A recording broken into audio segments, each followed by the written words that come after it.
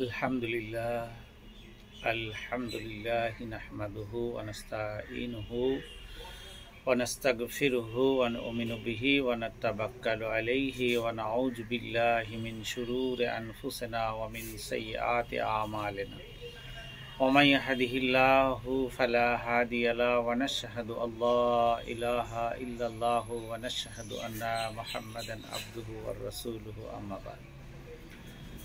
ধারাবাহিকভাবে আমার প্রিয় হাবিব হযরত মুহাম্মদ সাল্লাল্লাহু আলাইহি ওয়াসাল্লামের বিদায়ী হজের ভাষণ চলছিল। তো তারপর শেষ হওয়ার পর হযরত মুহাম্মদ সাল্লাল্লাহু আলাইহি ওয়াসাল্লামের হজের অনুষ্ঠানের সম্পাদন করে মদিনায় যখন ফিরে গেলেন, তারপরে কি হলো, তিনি কিভাবে পরলোক গমন করলেন, এই বিস্তারিত বিষয় নিয়ে আপনার সামনে ধারাবাহিকভাবে আবার 2-3টে অধ্যায় নিয়ে আলোচনা করব ইনশাআল্লাহুল আজিজ।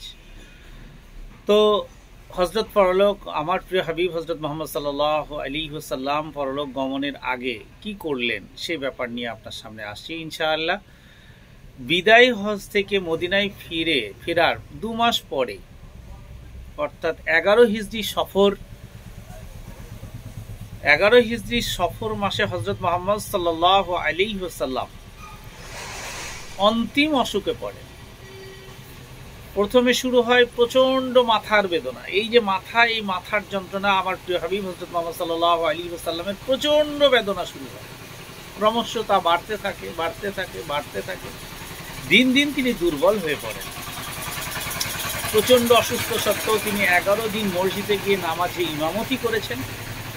তার ইমামতে মুসলমানরা সর্বশেষ যে নামাজ পড়েছিলেন তা হচ্ছে জুম্মার নামাজ বা জুমাতুল বিদা নামে অভিহিত করা হয়েছে। মানে শেষ নামাজ জুম্মার নামাজই তিনি শেষ নামাজ পড়েছেন এবং সেখানেই আল বিদান জানিয়েছেন। জুম্মার নামাজ পড়ে জুমাতুল বিদা জানিয়ে দিয়েছেন।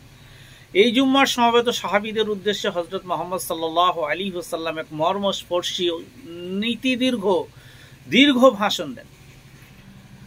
সকলের থেকে বিদায় নেন এবং প্রধান সাহাবী, প্রথম খলিফা হযরত আবু বকর রাদিয়াল্লাহু তাআলা আনহু, তার অনুপস্থিতিতে নামাজ পড়ার ইমামতি বা নামাজ পড়ানোর ইমামতির দায়িত্ব তিনি দান করেন।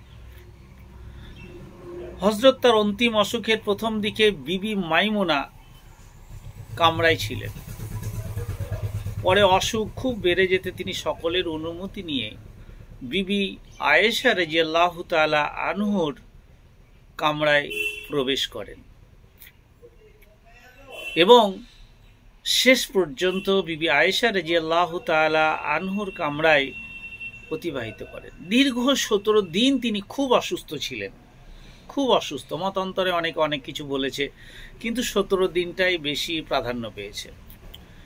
11 হিজরি 12 রবিউল আমার প্রিয় হাবিব হযরত মুহাম্মদ সাল্লাল্লাহু আলাইহি ওয়াসাল্লাম ইহলোক থেকে পরলোক গমন করবেন। বারটি হচ্ছে সোমবার 632 খ্রিস্টাব্দে 8ই জুন। 63 বছর বয়সে আমার প্রিয় হাবিব হযরত মুহাম্মদ সাল্লাল্লাহু আলাইহি ওয়াসাল্লাম ইহলোক থেকে পরলোক গমন করলেন। ইন্না লিল্লাহি ওয়া ইন্না ইলাইহি রাজিউন। তার তিরোধানে বিশ্বের সর্বকালের শ্রেষ্ঠ মানুষ, মনীষী, মহাপুরুষ, গৌরবময় পার্থিব জীবনের অবসান ঘটে। আবারও একবার বলি, ইন্না লিল্লাহি ওয়া ইন্না ইলাইহি রাজিউন।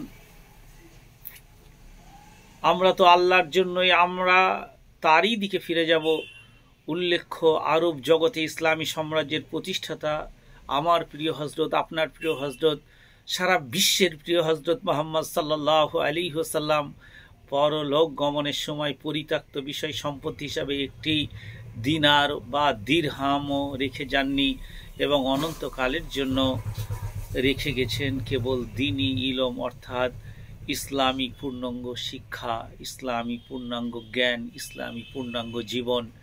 তিনি হচ্ছেন আমার প্রিয় হাবিব হযরত মুহাম্মদ সাল্লাল্লাহু আলাইহি ওয়াসাল্লাম। আর সেই নবীর উম্মত হয়ে আজকে আমরা কি করে বেড়াচ্ছি, কি করছি, একটু ভাবলে অবাক লাগে। একটু অসুস্থ হলেই আল্লাহর ইবাদত করি, এত আল্লাহ আমাকে ছাড়া কেউকে দেখতে পাচ্ছে না?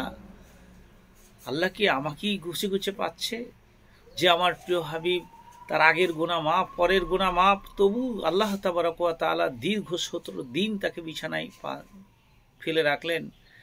বিভিন্ন কারণ দিয়ে, কখনো মাথা যন্ত্রণা তো প্রচণ্ড জ্বর, কখনো জ্বর তো প্রচণ্ড মাথা যন্ত্রণা, নেই নেই করে এইভাবেই তিনি আল্লাহর দিকে ধাবিত হলেন। তিনি জীবন্ত অবস্থা থেকেই জান্নাতি ঘোষণা প্রাপ্ত একজন নবী আকরাম হযরত মুহাম্মদ সাল্লাল্লাহু আলাইহি ওয়াসাল্লাম, আপনার হাবিব, আমার হাবিব, সারা বিশ্বের হাবিব, সারা বিশ্বের শ্রেষ্ঠ পরিচালক, সারা বিশ্বের শ্রেষ্ঠ শিক্ষক, তিনিই হচ্ছেন আমার প্রিয় হাবিব হযরত মুহাম্মদ সাল্লাল্লাহু আলাইহি ওয়াসাল্লাম। আজকে এখানেই এই পর্যন্ত। আসসালামু আলাইকুম ওয়া রাহমাতুল্লাহি ওয়া বারাকাতুহু।